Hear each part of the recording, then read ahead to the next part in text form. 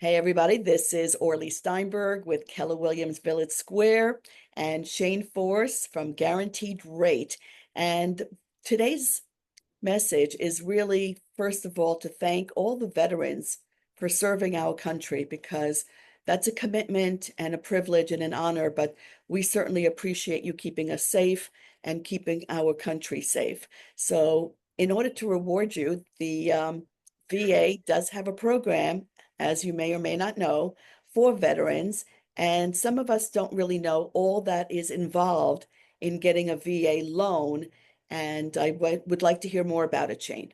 Yeah, so VA loans are for veterans of the armed forces. We would need, confirmation from the VA that someone had served long enough to qualify. But the qualifications are fantastic as far as rates. The mortgage rates for a VA loan are almost unbeatable. Other than a police and firemen's program that we have, the veterans program is normally I've seen the VA rates to be like a quarter to 0.75% lower than the going 30-year fix. So we ask everyone if they're a veteran of the armed forces, because if you are, there's a good chance you want to use your VA benefits now. At least, in the past, it might not have been such a big advantage, but now the rates are fantastic. And it allows you to go to 100% financing. But in this market, in our area, it's kind of tough to get an offer accepted there. True. So I always recommend, hey, you don't have to go with 100% financing. You can put 10, 20, 30% down and get a VA loan, and have a very good shot of getting your offer accepted as well.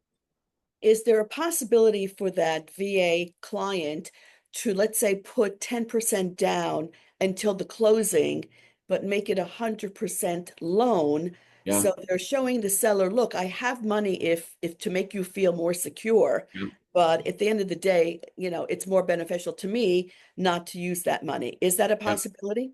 Yeah, definitely. I've seen that before too, where people will, put down 5 or 10%, and then they'll just, the attorneys will keep that money and just use it for closing costs or whatever it turned out to be, or refund it to them at the closing based on whatever expenses they have. So yeah, that's certainly something they could do. I agree. The more skin in the game, the better chance you have of making the seller feel more comfortable in this market, at least. Yeah. Right, and it's a win-win because at the end of the day, you don't have to use it, but you're just showing them, hey, I have the money, so Yeah. I just don't want to use it, which is your privilege. Yeah. Nice to know that the VA does have this program for them, and I, as a realtor, have been seeing more and more VA offers coming across my table. Yeah. So, we've got a lot of vets out there, and I'm glad that this Yeah. program exists.